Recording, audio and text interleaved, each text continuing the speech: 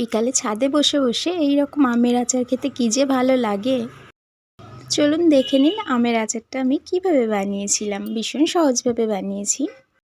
আসসালামু আলাইকুম everyone, welcome back to Ishan's mom happiness channel. টক ঝাল মিষ্টি আমের আচার বানানোর জন্য আমগুলোকে আমি খুব ভালোভাবে এইভাবে খোসাগুলো ছাড়িয়ে নিয়ে একটু সরু সরু করে কেটে নিয়েছি।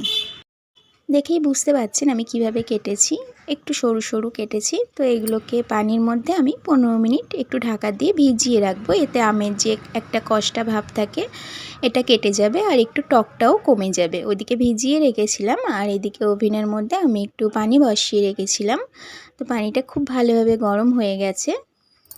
আমগুলোকে একটা ছাঁকনির মধ্যে ঢেলে পানিটা ঝরিয়ে নিয়েছি। সেই আমগুলোকে আমি এই গরম পানির মধ্যে দিয়ে দিলাম। আমগুলোকে আমি জাস্ট ভাপিয়ে নেব, একদমই কিন্তু সিদ্ধ করব না। গরম পানির মধ্যে জাস্ট 1 মিনিট এইভাবে একটু নাড়াচাড়া করে নিয়েই একটা ছাঁকনির সাহায্যে আমি উঠিয়ে নিয়েছি আমগুলোকে।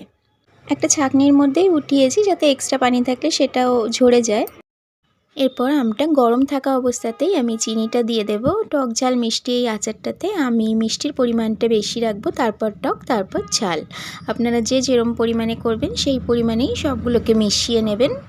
আমি মিষ্টির পরিমাণটা বেশি রাখবো বলে চিনির পরিমাণটা একটু বেশি দিয়েছি। খুব ভালোভাবে মিশিয়ে নিয়েছি। এরপর ঢাকা দিয়ে এটাকে মিনিমাম 1 ঘন্টা এইভাবে ঢাকা দিয়ে রাখতে হবে। একটু বেশি ঢাকা দিয়ে রাখলে অসুবিধা নেই, কিন্তু কমপক্ষে 1 ঘন্টা রাখতেই হবে।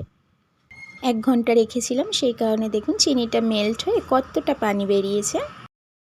1 ঘন্টা পর ওটাকে আমি একটা সাইডে রাখলাম। এখানে একটা কড়াই নিয়েছি, তো শুকনো কড়াইয়ের মধ্যেই আমি এখানে 5 ফোড়ন দিয়ে দিয়েছি। 5 ফোড়নটাকে হালকা একটুখানি ভেজে নিয়ে আমি গুঁড়ো করে নেব। এই যে 5 ফোড়নটা উঠিয়ে নিয়েছি, ওই কড়াইয়ের মধ্যেই আমি এই যে চিনির যে মেল্ট হয়ে যে পানিটা বেরিয়েছে সব শুদ্ধ আমি দিয়ে দিলাম আমগুলোকে। এরপর নাড়াচাড়া করে পানিটাকে শুকিয়ে নিতে হবে। এদিকে 5 ফোড়নটা যে উঠিয়ে রেখেছিলাম সেটাকে এই যে গুঁড়ো করে নিয়েছি আমি। এই আচারটা রোদে দেওয়ার কোনো ঝামেলা নেই আর ভীষণ সহজভাবে বানানো যায় আর এটা সারা বছর রেখে খাওয়া যায়। নাড়াচাড়া করতে করতে অনেকটা পানি শুকিয়ে এসছে, তো আমি আরেকটু পানিটা শুকিয়ে নেব। মানে সমস্ত পানিটাকেই আমি একদম শুকিয়ে নেব। আর এখানে ফ্লেভারের জন্য আমি একটা এলাচ আর ছোট্ট একটা দারচিনির টুকরো দিয়ে দিচ্ছি, এতে করে ফ্লেভারটা খুব সুন্দর আসবে। এরপর কালারটা চেঞ্জ হতে শুরু করেছে। এরপর বেশি আর এটাকে কুক করা যাবে না, কারণ এটা ক্যারামেল হয়ে গেছে চিনির শিরাটা। তো এখানে আমি 1 টিস্পুন বিট লবণ দিয়ে দিলাম। এরপর বেশি কালার চলে এলে কিন্তু আচারটা তেতো হয়ে যেতে পারে। তো এই রকম কালার যখনই চলে আসবে আমি কিন্তু গ্যাসের ফ্লেমটাকে অফ করে দেব। আর 5 ফোড়নটা যে গুঁড়ো করে রেখেছিলাম ওটা একদমই লাস্টে দিতে হবে। তো এই পর্যায়ে আমি ওই 5 ফোড়নটা দিয়ে দেব। এখানে 1 টিস্পুন মতো দিয়ে খুব ভালোভাবে মিশিয়ে নিয়ে গ্যাসের ফ্লেমটাকে অফ করে দেব। একদম গ্যাসের ফ্লেমটা এখন লোতে আছে। যখনই এইরকম কালার আসতে শুরু করবে হালকা হালকা, তখনই কিন্তু গ্যাসের ফ্লেমটাকে লো করে দিতে হবে। এই যে 5 ফোড়নটা দিয়ে দিলাম, এই জাস্ট মিশিয়ে নিয়ে গ্যাসের ফ্লেমটা আমি সঙ্গে সঙ্গে অফ করে দেব।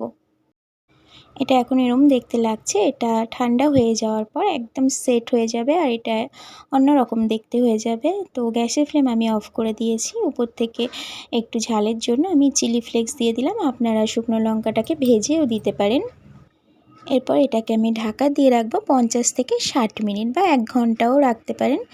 তো 1 ঘন্টা রাখলে বা 50 থেকে 60 মিনিট রাখলে এটা খুব সুন্দরভাবে সেট হয়ে যাবে আর এটা দেখতে একটু অন্যরকমও হয়ে যাবে। এখন দেখে মনে হচ্ছে একটু পানি পানি ভাব আছে, কিন্তু এটা একদম শুকনো হয়ে যাবে। আর একটা ছিদ্রযুক্ত কিছু দিয়ে এটাকে ঢাকা দিতে হবে। তো এইরকম একটা ঢাকনা দিয়ে আমি ঢাকা দিয়ে দিলাম। 1 ঘন্টা পর আমি ফিরে এসেছি। 1 ঘন্টা পর আমি ঢাকাটা ওপেন করছি। এটা একদম অন্যরকম লুক চলে এসছে।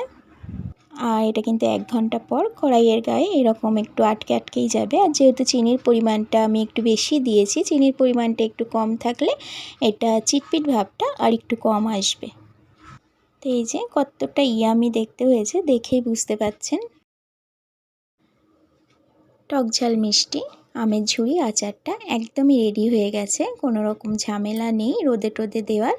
এটা একটা কাচের জারে করে নর্মাল তাপমাত্রায় এটা 1 থেকে 2 মাস ভালো থাকবে আর ফ্রিজে রেখে আপনারা সারা বছর খেতে পারেন। আজকের রেসিপি কেমন লাগলো অবশ্যই একটা কমেন্টের মাধ্যমে জানাতে পারেন। আমার চ্যানেলে অনেক রেসিপি দেওয়া আছে, আপনারা দেখতে চাইলে আমার চ্যানেলটাকে ভিজিট করতে পারেন।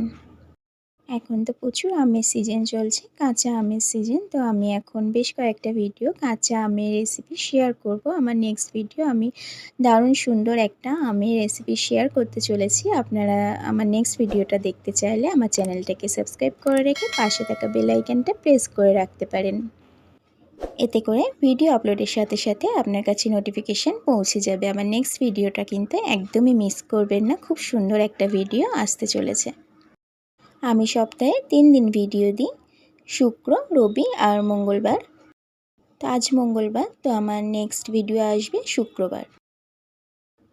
এই যে কতটা ইয়ামি দেখতে হয়েছে, আমি তো এখন থেকেই খেতে শুরু করে দিয়েছি। এটা সারা বছর কি, এটা বোধহয় 1 সপ্তাহে আমি আর আমার ঈশান শেষ করে ফেলবো। তো এর টেস্টটা বাড়ানোর জন্য উপর থেকে আরেকটু বিট লবণ আর একটু চিলি ফ্লেক্স দিয়ে দিচ্ছি। আমি আর আমার ঈশান আচার খেতে ভীষণ ভালোবাসি। এর থেকে একটু নিয়েই আমি ছাদে চলে গেছিলাম, ছাদে বসে বসে খাবো বলে। আজকের ভিডিও এইটুকু, আবারও দেখা হবে নতুন কোনো ভিডিওতে নতুন কোনো রেসিপির সাথে। সহজ সাধারণ রেসিপিগুলো ভালো লাগলে বন্ধু বা পরিবারের মধ্যে শেয়ারও করতে পারেন। আর আমার চ্যানেলে রোদে দেওয়ার ঝামেলা ছাড়া টক ঝাল আমের আচারও আছে, সেটা আমি এন্ড স্ক্রিনে দিয়ে দেবো, আপনারা ওখানে ক্লিক করে নিয়ে দেখে নিতে পারবেন। Thank you so much for watching my video.